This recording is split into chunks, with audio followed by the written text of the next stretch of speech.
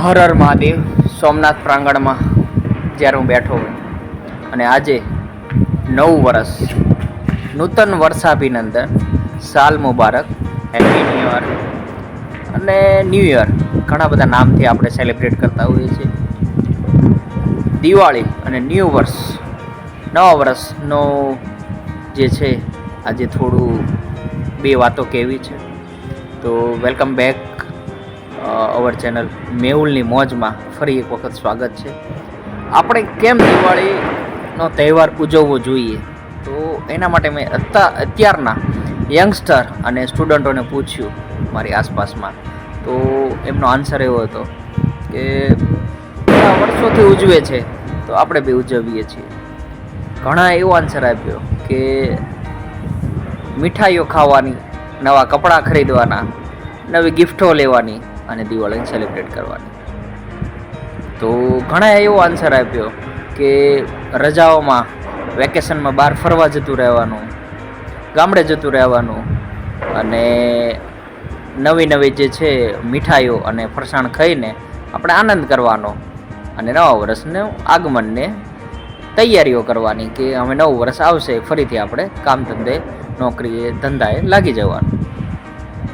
તો આ જોઈને થોડું મને આશ્ચર્ય લાગ્યું કે આપણો સંસ્કૃતિમાં જે દિવાળીનો તહેવાર છે, તો ખાસ કરી દિવાળી આપણે શા માટે ઉજવવી જોઈએ? તો દિવાળી ઉજવવા પાછળનું કારણ જેમ ઘણા જાણતા હશે, ઘણા નહીં જાણતા હોય, ઘણી નવી પેઢીને ખ્યાલ નથી.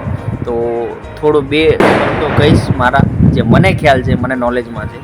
તો દિવાળી ઉજવવા પાછળનું કારણ, જ્યારે આપણા ભગવાન શ્રી રામ 14 વર્ષના વનવાસ પછી જ્યારે એમનું આગમન થયું, અયોધ્યામાં વાપસી થઈ, ત્યારે જે પ્રજામાં, લોકોમાં એક ઉત્સાહ, આનંદ હતો, એ આનંદને વાચા આપવા માટે ભગવાન શ્રી રામને વાપસ આગમનના અનુસંધાને લોકોએ દીવા પ્રગટાવીને, રંગોળી કરીને, ફટાકડા ફોડીને, સેલિબ્રેટ કરી, નવી નવી જે છે વાનગીઓ બનાવીને, ફરસાણ બનાવીને ભગવાન શ્રી રામને આવકાર આપ્યો છે. તો આ એક આપણે સેલિબ્રેશન પાછળનું કારણ સમજી શકીએ. અને બીજું, લોજિકલી ભગવાન શ્રી રામે દાનવ કૃત્યને, એટલે કે અંધકારને દૂર કરીને એક પ્રકાશ જીવનમાં પાડ્યો છે. તો મોટિવેશનલ બી સ્ટોરીમાં એ મળે છે કે આપણે જે છે પ્રકાશ તરફ આગળ વધીએ, નવા વર્ષને આવકારીએ અને સારી રીતે મોટિવેશનલ થઈને રહીએ. તો એ એક વાત છે. અને ન્યૂ યરમાં જે છે, નવા વર્ષમાં આપણે ખાસ કરીને જે છે નવા વર્ષનો કોઈ સંકલ્પ લઈએ. જેમ કે સવારે ઉઠીને, વહેલા ઉઠીને ચાલવા જવું. કોઈનો સંકલ્પ એવો હોય કે આ વર્ષે જે છે નોકરીમાં પ્રગતિ કરવી. તો કોઈનો ગોલ એ હોય છે કે આ વર્ષે જે છે મારે બિઝનેસમાં એક દુકાનમાંથી 2 દુકાન કરવી. આગળ કોઈ બી ધંધા અર્થે આપ જે છે કામ કરી રહ્યા છો, તો એક નાનો એક સંકલ્પ, નાનો એક તમારો ગોલ તમે સેટ કરી શકો છો. એના માટે નવા વર્ષને તમે એક જે છે ટાઈમ લાઈન બનાવીને આગળ વધી શકો છો. તો એ એક હોઈ શકે છે. અને વાત રહી ફેમિલી, તો ફેમિલીને સાથે મળીને ચાલવાનું હોય છે.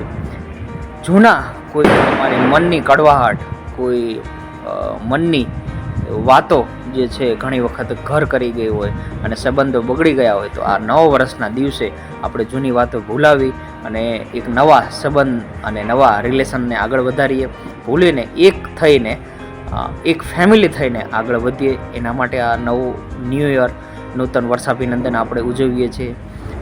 એકાબીજાના ઘરે જઈને જૂની વાતો અને કડવાટ ભૂલી અને એક મીઠાશ ને મધુર સાથે જે છે આપણે મીઠાઈઓનું આદાન પ્રદાન કરી, એકાબીજાને ભેટીને નવા વર્ષને સેલિબ્રેટ કરીએ છીએ.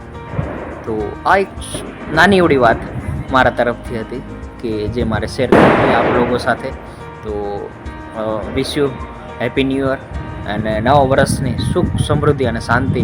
જે તમારા ઈષ્ટદેવ હોય, જે ઈષ્ટદેવને તમે માનતા હોય, એ તમને સુખ, શાંતિ અને સમૃદ્ધિ આપે, જીવનમાં ઉત્તરોત્તર પ્રગતિ કરાવે, એવી પ્રાર્થના સાથે પ્રસ્તુત. જય હિન્દ, જય ભારત. હર હર મહાદેવ હર.